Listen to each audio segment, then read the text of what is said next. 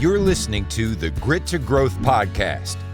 Real talk with real business owners and professionals who built their freedom the hard way and now want more time, money, and impact. Hello and welcome back to the show. My guest today works in a space that touches almost all of us at some point. Stress, relationships, healing, and what it actually means to feel supported when life gets heavy. I'm Levi with Mailbox Money, and I'm joined by Abby Lawrence, owner of Two Pines Therapy and Connection Center here in Sioux Falls. Abby works with individuals, couples, and families, helping people navigate trauma, anxiety, ADHD, and the challenges that come with real life. Abby, I'm really glad you're here today, and thanks for joining me. Thanks for having me. I appreciate it. Of course, Abby. Well, before we talk about the work that you're doing today, I'd love to start with, where did you grow up and what experiences early on shaped the person that you are now? Oh man, that's a trick question. I was born in Yankton, South Dakota, actually. Lived there for a few years and moved all around Arizona, California, all the places after my parents got divorced. Ultimately ended up back in the Midwest, middle school, high school time frame. Graduated my first go around in education from USF with an MBA. I don't even remember how long ago. Have lived in Sioux Falls most of my adult life, raising my family here.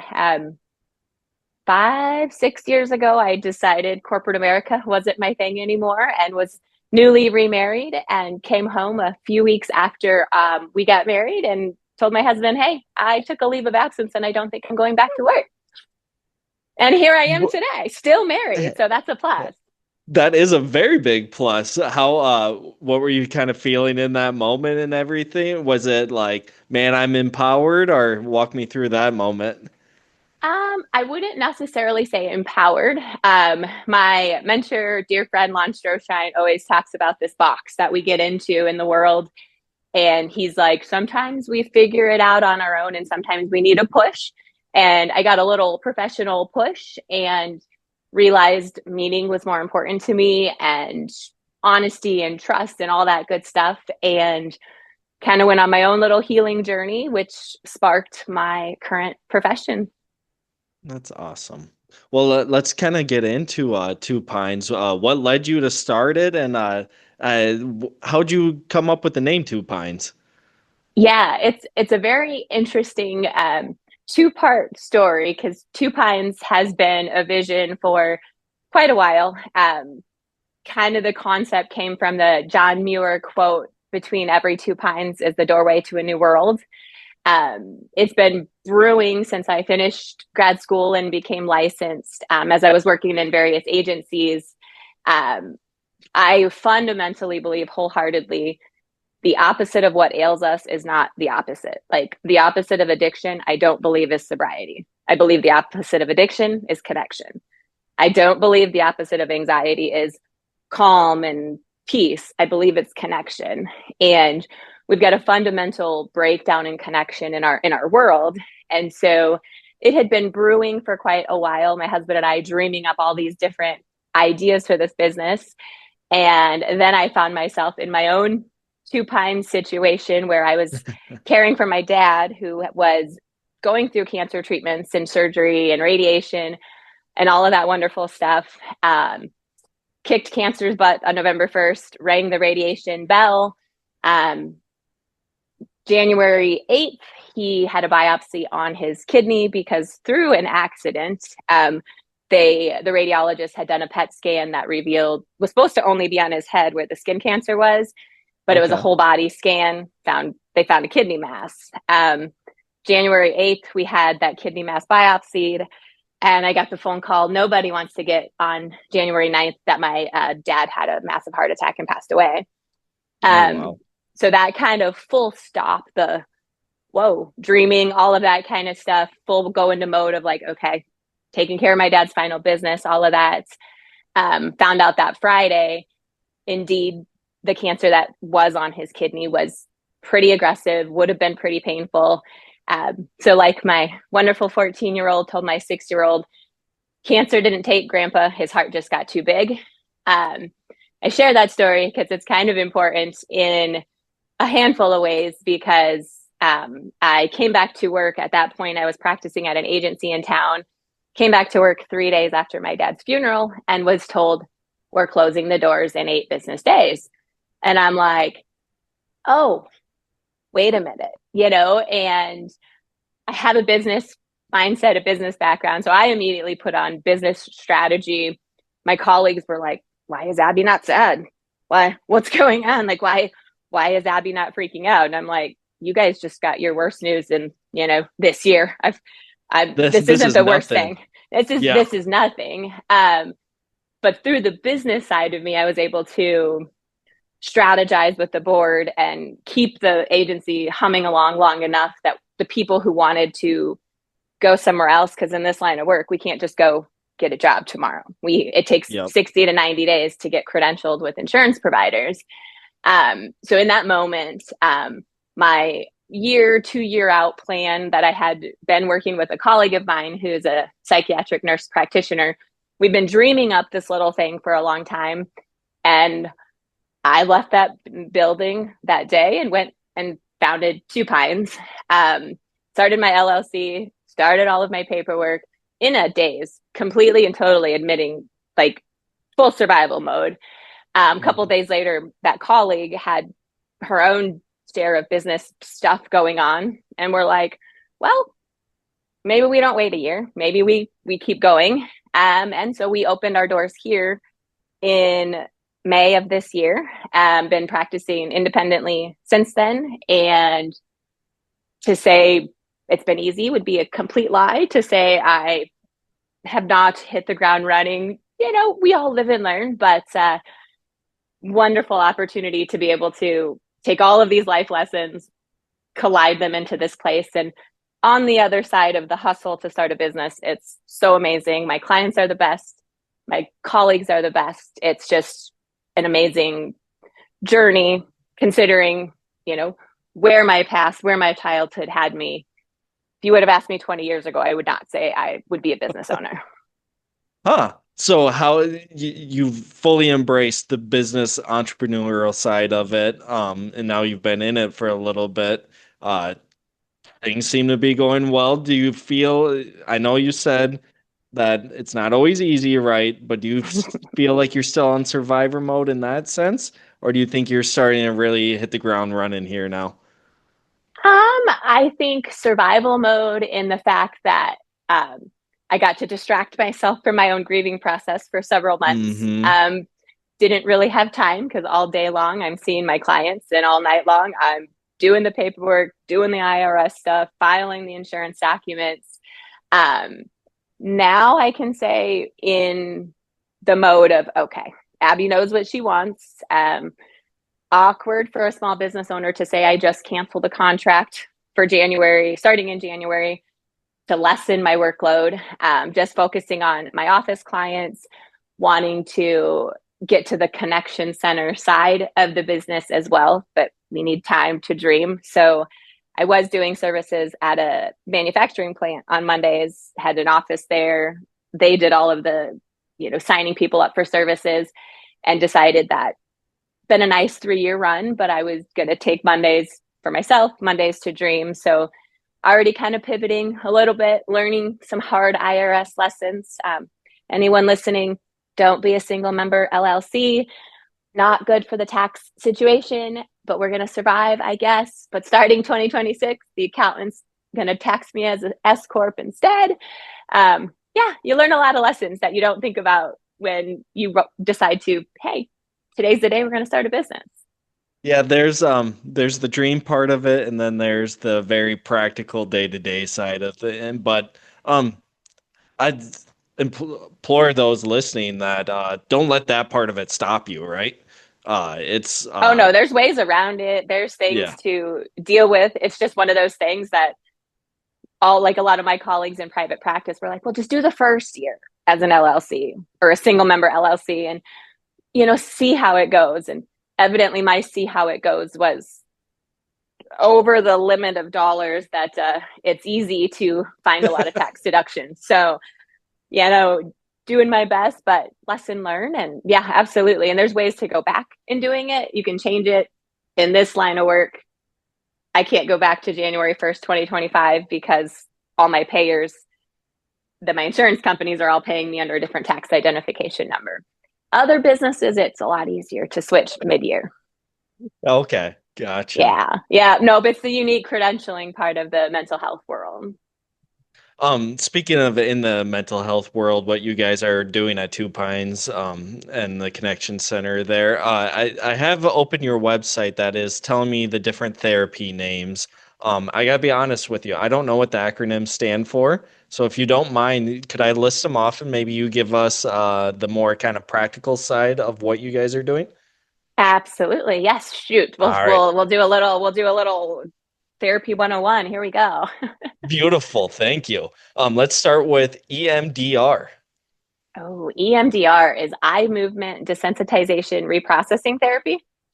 It is a beautiful, amazing trauma treating therapy. You can also treat phobias, also all sorts of things with it. Fundamentally, it works with our body. It works with bilateral stimulation. And so once there's a relationship and a container of safety with a client therapist relationship, so many ways to get eye movements. I mainly use tactile. So clients are holding something that is, they're vibrating back and forth to generate eye movements. Long story short, the best way I describe it to clients, when we have something bad happen to us, something that we think is bad or our body thinks is bad, trauma is not comparable. Your trauma is not the same as someone else's trauma. No trauma is too big or too small. I hear a lot of, well, it's not as bad as someone else. Well, it's still giving you nightmares and it's still causing impacts to you. So it's bad. But EMDR goes into the adaptive information processing in our brains and allows us, so our brains are like a giant filing cabinet. And all day long at night, when we get into REM sleep, our brain is filing things away. Like, don't need to remember that Levi got stuck at a red light. Okay, we don't, and it's putting memories away. Sometimes those memories don't get filed away. And then that piece of paper is just flying around in the brain. And so we're getting triggered. We're having flashbacks. We're having, panic attacks, things like that. And EMDR allows us to identify this core experience, this core traumatic experience. And then we get out of the way. There's a whole lot less talk. And we allow our brain to, using the eye movement, we allow the brain, we set the client up for success, but then we allow the brain to file away the pieces. So it's connecting the memories and the experiences and then putting them all in the same filing folder. Doesn't mean the story isn't the client's story. Doesn't mean the event didn't happen. It just means it's not as likely to continue to trigger them day to day. Okay. Beautiful, amazing. One of my favorite therapies. But yeah, that's EMDR in a nutshell. Very interesting. All right, let's go to EFT. EFT, emotionally focused therapy. Also, the emotional freedom technique. There's two different techniques there, but my website's referring to emotionally focused therapy. That's the model of couples therapy that I practice. It is based in, I should back up. A lot of times couples sit down in therapy and they're like, we need to learn how to communicate. That's what's broken. Well, probably a symptom of what's broken. Emotionally focused therapy really works on sources of disconnection, is based in attachment theory. So we really look at how did we learn how to be in a couple? What are our dance moves? Am I the pursuer? Am I the person who retreats? And it really works on restoring connection moments between the couple. And with restored connection, then we can actually learn communication techniques, or we practice it and we learn our raw spots and we understand each other better. So when you're having an interaction with your partner, oh, this is coming from a place of this experience in their past. I should be softer. So we develop and we learn different patterns. Yes, we still do the whole good, I feel statements, basic things, absolutely. But when we work through from an emotionally focused experience, we rebuild connection and we really have those tools that we can use, and they don't feel like we're robotic. Like, oh yeah, I should say this. It just becomes a restored connection. Beautiful. CBT. Oh, CBT, cognitive behavioral therapy. I'd be lying if I said I loved cognitive behavioral therapy. It's basically everyday life. I mean, there's always cognitive behavioral therapy in any session. Ultimately, it's the truth. The cognitive behavioral therapy triangle. We have a thought, we attach an emotion to it, and then there's some action. And typically, it's a vicious cycle, not usually a positive cycle if they're landing, in a therapy office. But really with CBT, the goal is to intervene at some point in that triangle to either change the thought, which changes the emotion, which changes the action. Sometimes we have to change the action in order to change the thought. And so it's really focuses on reframing things, looking at things that are distorted, looking at our defense patterns, really focus more in the here and now instead of unpacking core beliefs and traumatic things like some of the other modalities do. A DBT. DBT, dialectical behavioral therapy. This one is a beautiful, especially with groups, to do it with true fidelity, like you're 100% doing DBT. The person needs to be in a DBT group and have a DBT therapist. I'm DBT trained. Where I use DBT a lot in my practice is teaching the distress tolerance skills, teaching the emotional regulation skills. In the group setting, it's not a processing experience. They're learning the skills for mindfulness, for emotional regulation, for distress tolerance. Really, really good for things like borderline personality disorder or people that have some suicidal tendencies. But the distress tolerance tips, one of probably every human that's sat in my office has learned the dive technique. When we're really, really anxious, we're having a really, really hard time. If you have access to a cold ice bowl of water, that's fantastic. And diving our head down into that cold really helps us snap out of it. But most of us don't. So you can take a cold towel and put it on your face, or applying, some cold to your chest to really bring us back to the moment instead of living in the emotional dysregulation. And finally, I believe on here, I have an ACT. So when I think of that, I think of traumatic high school experiences. Right? Exactly. ACT is acceptance and commitment therapy. One of my, probably one that I work a lot more with. It really focuses on values. It focuses on acceptance, where, when we have life happen to us, we have lots of bad things in our stories. It's really hard to move on from them. You hear all the time people say, let it go. It's a myth. We don't let things go. Like we should just get that word out of our vocabulary. But the acceptance piece is saying, yeah, this thing happened and it wasn't cool. Wasn't my fault. I don't like it. And I'm choosing to move forward. So in ACT, we do a lot with values. We look a lot into self-compassion, and we look into that whole idea of navigating life. This thing did happen. How do I find forgiveness? How do I find compassion? And how do I move forward with this thing still a reality, but we have to accept it? A lot of times that comes into play too when we're looking at identity crisis or low self-esteem, things like that. Lots of those skills in there to build mindfulness and build that connection to ourselves. Amazing. Abby, for people listening who want to find out more about what you and Two Pines are doing or where you guys are located, feel free to share with them on that. Yes, we are located, I always jokingly say, in that technology chaos part of Sioux Falls where all the Technopolis and Technology Drive and Circle. Our building is actually right behind the bus station on Louise Avenue between 49th and 57th. We're at 3801 West Technology Circle. In our office, we are actually kind of a unique cohabitation, if you will. There's several private practice therapists that are here. We all are independent.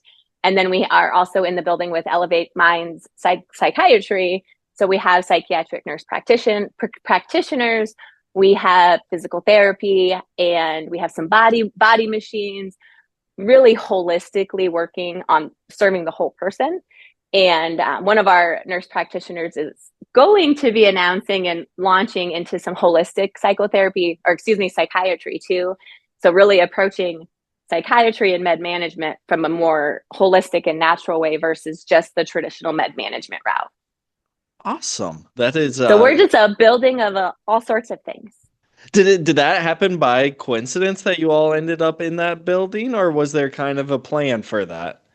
Well, the plan was in the works.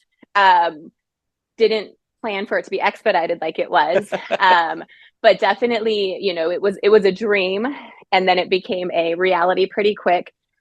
Two of the private practice therapists that are here practice with me at the other agency. And so we kind of were like, what do we want to do? And then we started like, let's rent together somewhere. And then I brought them into the vision that I had shared with my other colleague, and we took a leap of faith, and here we are. I'm glad it's all working out, Abby. Mm-hmm. Well, thank you for joining us today, sharing your personal story and your connection to your business and why you're doing it. It's a really meaningful conversation, and I'm glad someone out like yourself is out there doing that work. Yes, thank you. It's hard work, but I don't feel like I'm working a day at all. So that's a good thing. Amazing. Well, thank you everyone for listening. We will see you on the next.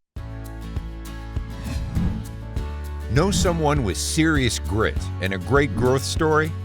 Send them our way at grittogrowthpodcast.com/guest.